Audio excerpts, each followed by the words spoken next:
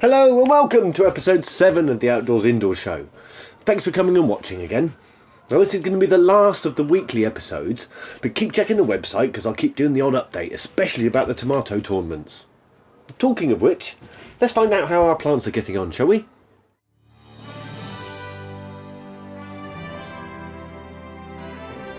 Right, let's see where we're at after 2 weeks, shall we? Ta-da! Fantastic, I'm very happy with that. Now, at the moment we've got 2 little plants in our pot, and we're going to remove the smallest one to just leave the biggest one in the pot. I'm going to give it a little bit of water, and then I'm going to put our propagator back on the top again to make it nice and strong and healthy. Well, there you go.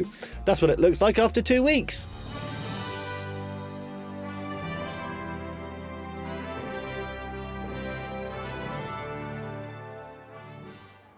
There you go, we've already got ourselves a tomato plant.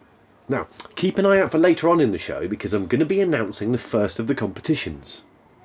Right, let's get on with some fun, shall we? Here's the first of our left or right games.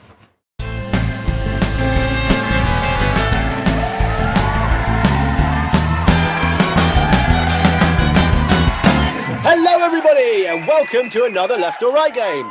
And this time our special guest is Mr. Rook, who's asleep. Mr. Rook!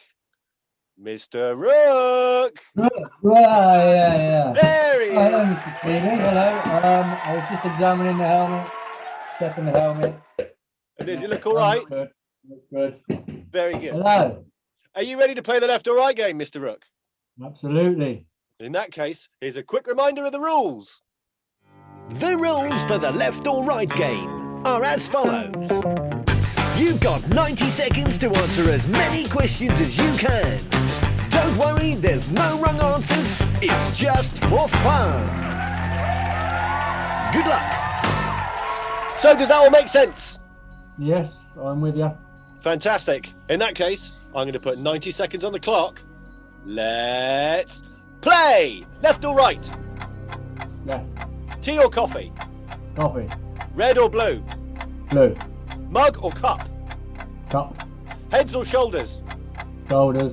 Knees or toes? Knees. Can you put them all together, please? Head, shoulders, knees and toes. Friday night or Saturday afternoon? Saturday afternoon. Cheese and onion or salt and vinegar? Cheese and onion. Ice cream or waffles? Ice cream. Road trip or beach holiday? Beach. Outdoors or indoors? Outdoors. Bananas or pajamas? Banana. Wellies or slippers? Slippers. Air guitar or air drums? Oh, that's an excellent question. Drums. Can you show me how to do air drums, please? Very good. Thumb or big toe? Christmas or Easter? Easter. Swimming or canoeing? Canoeing. Uptown girl or uptown funk? Uptown funk. Rock or paper? Rock. Rock or scissors? Rock. Sorry, Mr. Rook, I won. I had paper. Rub your belly or pat your head? Pat my head. Can you show me how to do both at the same time? Oh no, that's the wrong way. And that's your time, Mr. Rook. We're out of time, I'm afraid. That's your 90 seconds. Victoria. In your 90 seconds, you scored 21 points. Congratulations, Mr. Rook. That's a very fine score. And thank you very much for playing the left or right game. Did you enjoy yourself? Well, I did. Thanks for having me. Nice to see you, Mr. Keeley. Happy Friday. You too. Now, we'll see who it's going to be next time. Bye. Bye.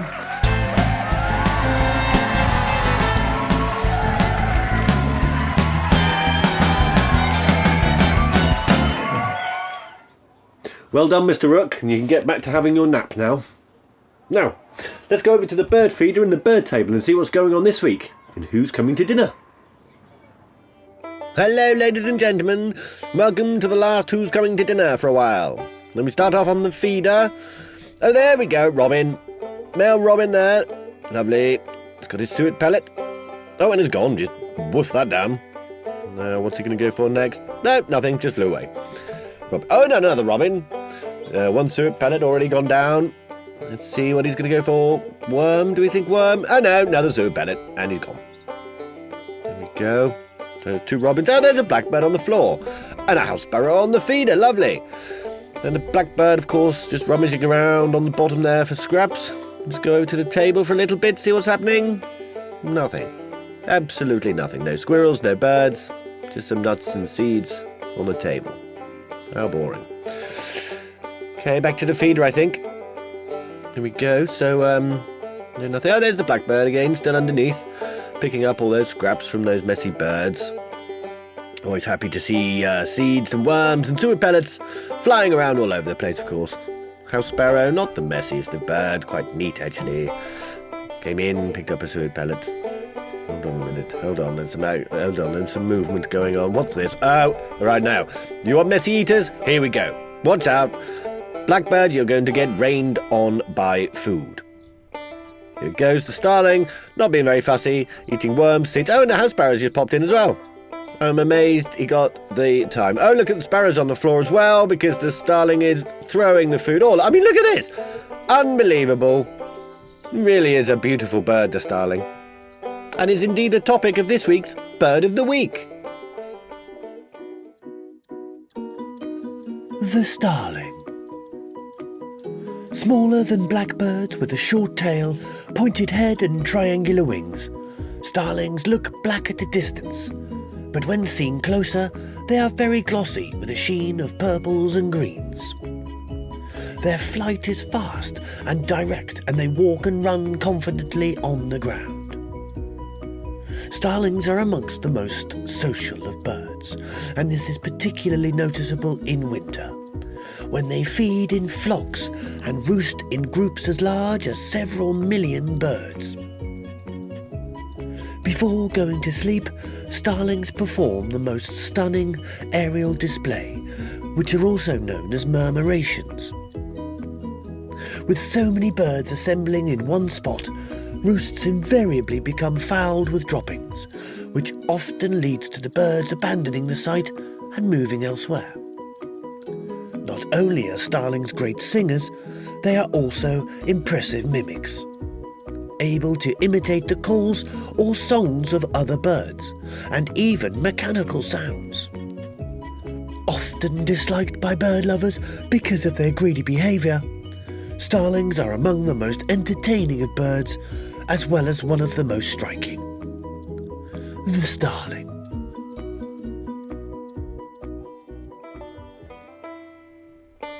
Absolutely fascinating, and such a beautiful bird, but nevertheless, one of the messiest eaters I've ever seen.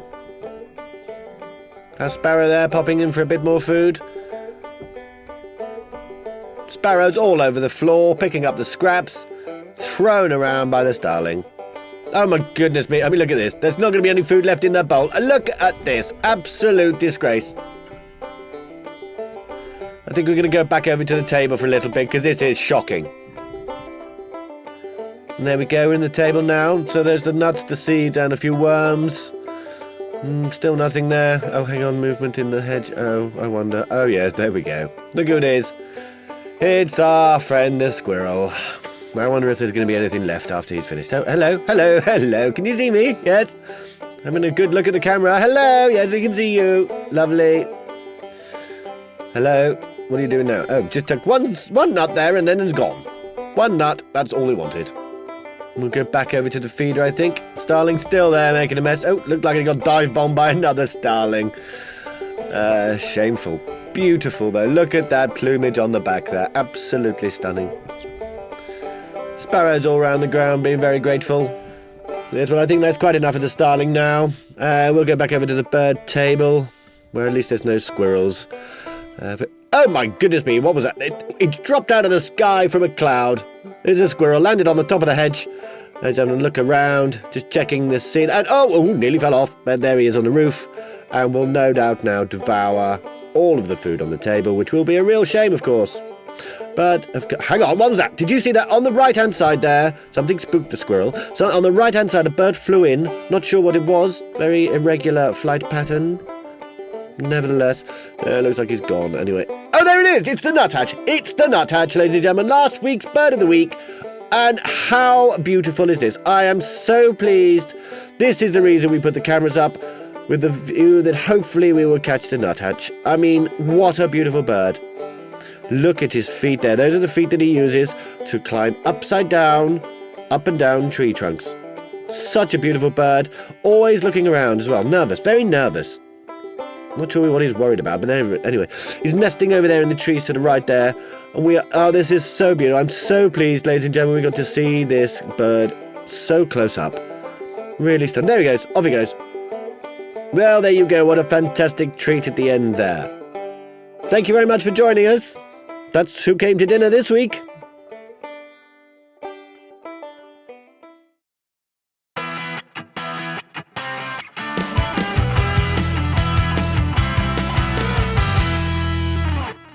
Yes, we finally got some footage of the nuthatch.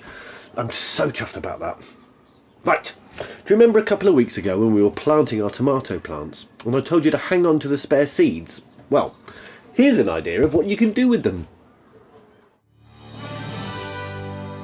Here's an idea from 2 Winton Primary pupils. This idea was sent to me by Benjamin and Jessica, and it's how to make a seed boat with Propagator, and it's a fantastic way to grow any plants from seeds.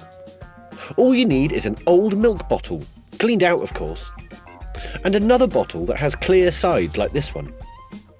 Cut off the bottom of your clean bottle. This is going to become your Propagator. Now, place the clear bottle on the top of the old milk bottle and draw around the join. Then ask a grown-up to cut out the shape that you've drawn, just like this one. Test it out by placing the Propagator into your seed boat. Next, pop your compost into the seed boat. I'm using multi-purpose peat-free compost in the bottom, then a few centimetres of thin seed compost on the top. Now for my trusty pencil. And the seeds. And I'm going to sow 4 seeds 2.5 centimetres into the compost, just like we did before. Then on goes the Propagator, and we're away. I'm going to have enough tomatoes to start my own tomato festival soon. Hooray!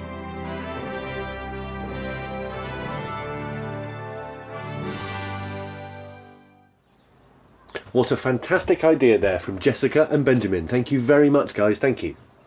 Now, let's find out. What's that plant?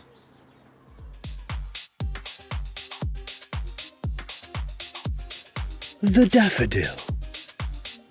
Daffodils are also known by their botanical name Narcissus, and were originally brought to Britain by the Romans. They are the official 10th wedding anniversary flower, and also the birth flower for March, and they symbolise new beginnings and friendships. Daffodils are reliable spring flowering bulbs which multiply quickly and return to bloom again year after year. They are not fussy about soil, will grow in sun or part shade, and not bothered by deer, rabbits and other pesky critters. It is said that there could be as many as 200 different species of daffodil.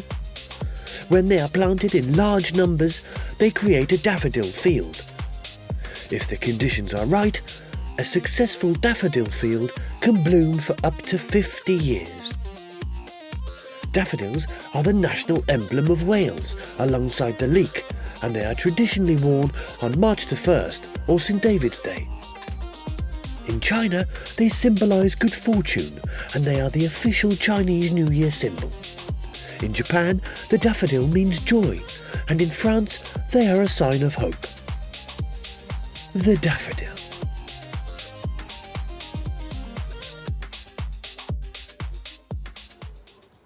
Keep an eye out around the school gardens because there's daffodils everywhere. There's big ones, small ones, yellow ones, white ones, and they're a great reminder that spring is definitely on the way. Now, let's head back to the tomato tournaments where there's news about the first of our competitions. Okay, here we go, folks. It's the first of our tomato tournaments. And the first competition is to design or make your very own plant pot.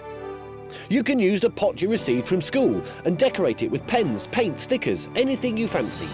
Or, if you prefer, you can simply draw your design on a piece of paper. Now, I'm not going to tell you what the winning prize is, but I can promise you it won't be a tomato. And when you finish your design, send it to the home learning email address and I'll let you know the results after Easter. Good luck! Good luck everybody, I can't wait to see your designs. Now for the last of the left or right games for today, and it's a big one. It's Mr. Miller!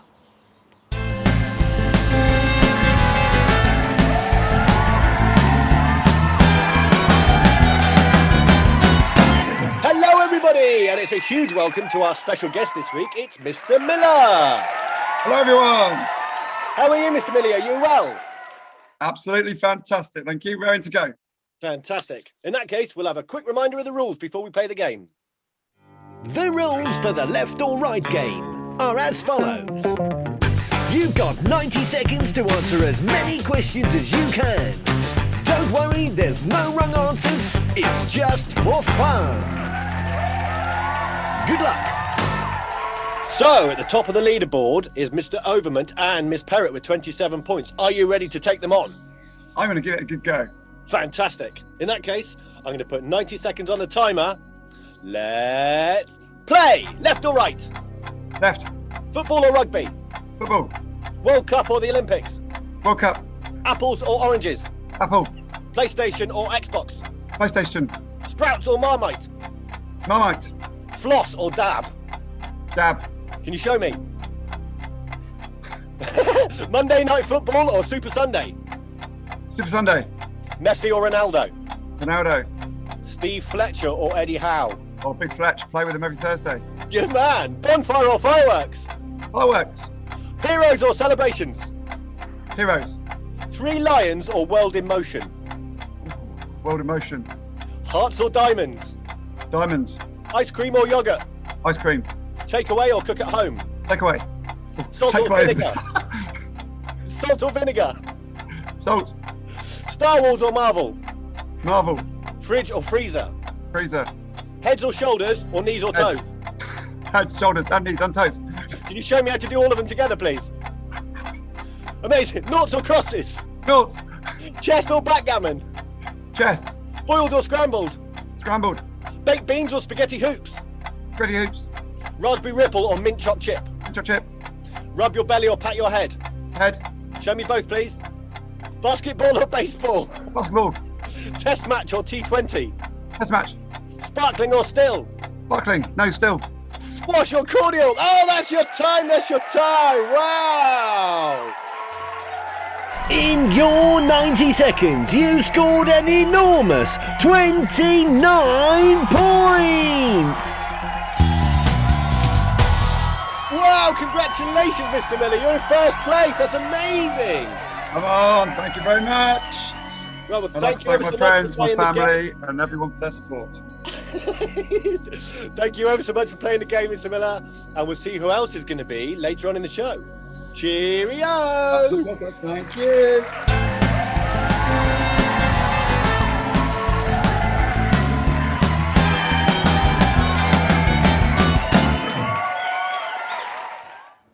And we thought no one would ever beat Miss Perrott or Mr. Overmont's score. Congratulations, Mr. Miller. That's amazing. Right, that's it for now then, folks. Thanks ever so much for watching the Outdoors Indoors show, and I hope you've enjoyed watching it as much as I've enjoyed making it. Right, I'll see you at school. Cheerio!